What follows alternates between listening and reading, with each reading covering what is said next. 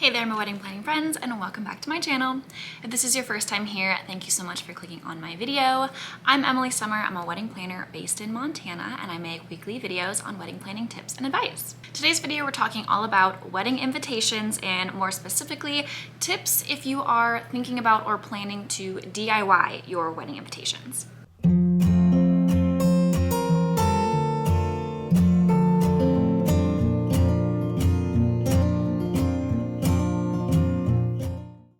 Invitations and save the dates as well are one of those things that kind of sneak up on a lot of couples, both in time and price, and not really knowing exactly what to expect when it comes to these things and the timing of all of it and when to send them out and when to order them and just kind of the overall process of wedding invitations. So there's a lot of resources out there to kind of professionally make your invitations for you, and there's a lot of couples that choose to go more of a DIY route when it comes to wedding invitations.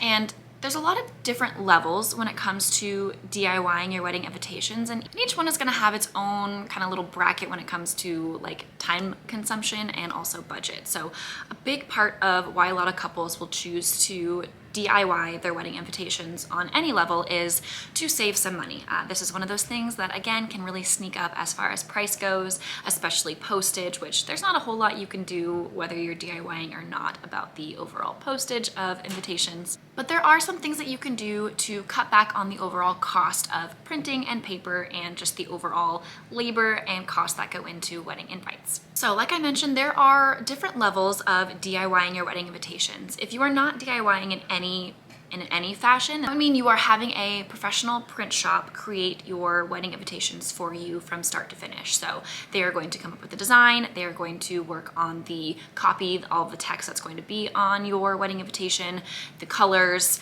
the envelopes, most likely addressing them for you as well, and just kind of taking care of everything when it comes to stationery for your wedding. There are lower tiers that don't involve you fully DIYing your own wedding invitations, but are less all-encompassing than kind of handing everything off to a professional print shop or a calligrapher. So you can go through places like Minted that have already made templates that you just go in and edit yourself, which is pretty much already done for you. You just go and edit your own personal information, your names, your photos, whatever that needs to be, and then it's all taken care of for you print-wise, and typically that comes with envelopes, and a lot of times sites like that will also include having the envelopes addressed for you, so you're not having to hand write and hand address every single envelope as well.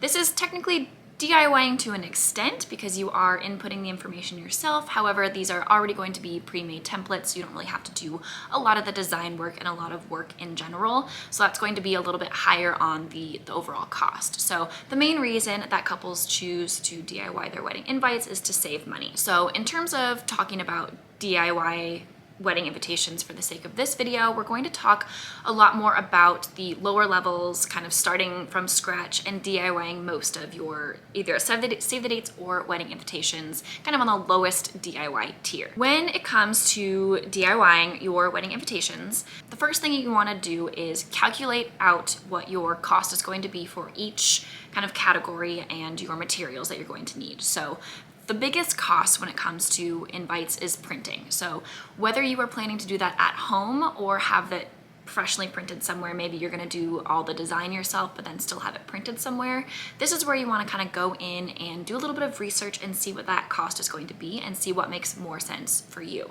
If you're using your at-home printer, you're gonna know how much the ink cartridges cost, and you can compare that to what it would cost you to have them printed from a professional print shop. Perhaps you have a printer that has really expensive ink, and maybe printing them at home isn't actually going to be cheaper than having an already made document that you just go and print somewhere like Staples or Kinko's or somewhere that can just print copies for you. So see if that's going to be a better option for you, whether you plan to print at home or print professionally. If you are printing at home, obviously you want to make sure that you load up on the amount of ink that you're going to need and know how many copies of your invitation this is going to supply. So typically it will say on the ink how many pages, how many copies, how many whatever you are going to be doing can be encompassed in that ink cartridge, and do your best to be able to kind of estimate that, and then obviously overestimate the amount that you will need so that you don't end up running out of ink in the middle of printing your invitations. Paper is the next thing you want to consider. So you want to be printing on a somewhat high quality paper that is going to be a little bit thicker than just your standard computer paper, so that it is a nice invitation that will feel nice and will kind of hold its own shape, whether that's going to be stuck on somebody's fridge or whatever form it's going to take. You want it to be on a heavier cardstock. So think about the overall design that you plan to have for your wedding invitations, and then pick out a color and type of paper that's going to work best for you. My number one tip when it comes to DIYing your wedding invitations is to keep it simple. This is going to be a very time-consuming part of your wedding planning. If you are having more than 50 guests at your wedding, even 50 invitations is going to take a long time to put together if that's something you are doing yourself. So my tip for you is to just keep it as simple as you can while still having a nice wedding invitation or save the date. It doesn't have to be over the top. You don't have to have a bunch of pieces. You don't have to have a full invitation suite in order for it to be nice. Then think about any additional items you might need if you plan to enclose your invitations with a ribbon, or if you need any extra paper inserts, if you are planning to have RSVP cards within your invitation that they will then mail back out to you. You will want to make sure that you have paper for those extra RSVP cards, as well as extra envelopes for those RSVP cards. Speaking of envelopes, you want to make sure that you are also loading up on envelopes, and the proper envelope for whatever size your invitation is going to be formatted to. You want an envelope that's going to be slightly larger than the dimensions of your actual invitation so that it will fit nice and snug into your envelope. Next, you want to make sure that you are giving yourself plenty of time. Like I mentioned before, this is going to be a very time-consuming part of planning your wedding, pretty much from start to finish. So gathering your guest lists and your addresses is very time-consuming in itself, not to mention the time it's going to take to actually physically make all of these wedding invitations and address them and put them together, whatever you're planning to do for your invites. Everything from start to finish is going to take some time. So make sure that you are giving yourself ample time to be able to complete all of these steps, knowing the overall timeline of your wedding. So if you are doing save the dates, typically these will be mailed out, so completely done and ready and mailed to your guests 9 to 12 months in advance of your wedding date, sometimes even longer, especially if it's a destination wedding. Now, when it comes to wedding invitations, this is typically done, mailed, sent out to your guests about 3 to 4 months before the wedding date, again, kind of depending on if it's local or a destination. So given those numbers, you want to make sure that you are giving yourself at least like a month prior to that to be able to go through the design process, make sure that you're doing any tweaks that you need to, and be able to have time to assemble and put together and address and get everything packaged and ready to go to send out these save the dates or invitations. Okay, now let's talk about the specific design of wedding invitations and if you are DIYing them. So like I mentioned, there are different levels of DIY. So you can go onto a site that already has pre-made templates and edit your information, but those are likely going to still cost a decent amount of money when all is said and done. So if your ultimate goal is to save as much money as possible when it comes to wedding invitations, you're gonna wanna be on the lower level of the DIY tier. So this will likely mean either completely creating a design and a layout completely from scratch on some kind of design program on your computer and then printing them off just from a document. I only recommend this option if you have experience with design programs. So if you're using some kind of Adobe design, like InDesign, or even some Microsoft programs, if you have some kind of design experience, then you're probably going to be okay here. If you don't, I highly recommend using some kind of system that's going to assist you in this. So something like Canva, if you have they have just a free version, which is going to limit your options a little bit as far as the templates provided for you on the free version, but it's at least going to give you a little bit of a helping hand when it comes to the design, so you're not having to completely do it from scratch. So you can use this free program to create a free design, so you're not having to pay for the template itself, and then just save the image, whether you plan to print it yourself at home or take it to a print shop like Staples or something like that to print. That will at least save you the template cost. So you're either going to completely design the invitation yourself, or you're going to use a little bit of a crutch like Canva or something similar to get that design solidified. Now, once you have your image in your document, you're going to either print it yourself or take it somewhere to get printed. If you are planning to print it somewhere like Staples, for example, you want to make sure that from the design process, you are creating a document that is the right dimensions. So make sure you're looking up what those dimensions need to be if you are planning on utilizing a third party to print for you, so that you are designing it in the right dimensions, the right pixels, and the right size that you need when you go to actually print it. A lot of times this is just kind of your standard 5x7 photo size. So that's kind of a good place to start if you are completely unsure on what the dimensions you want for either your save the date or wedding invitations.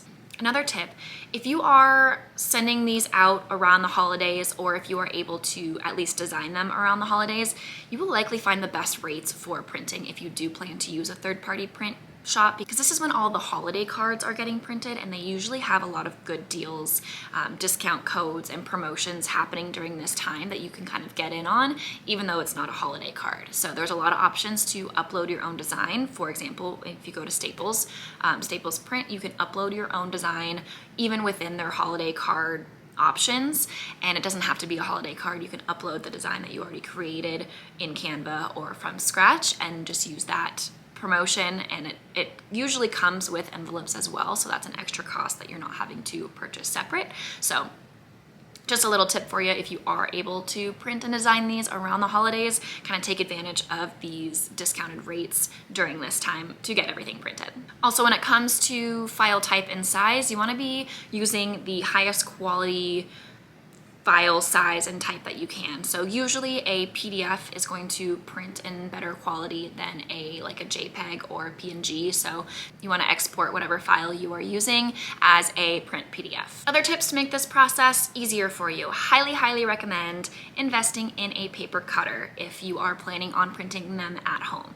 That way you can probably print out a couple invitations per sheet, so that you're saving a little bit on paper, and then be able to just use a paper cutter to ensure that not only is it more efficient and quicker, but you're also going to get a lot straighter, cleaner, more professional looking lines and cuts. You also want to make sure that you are printing a test copy, or maybe a couple copies, before you actually go through and set your printer to print all of your invitations.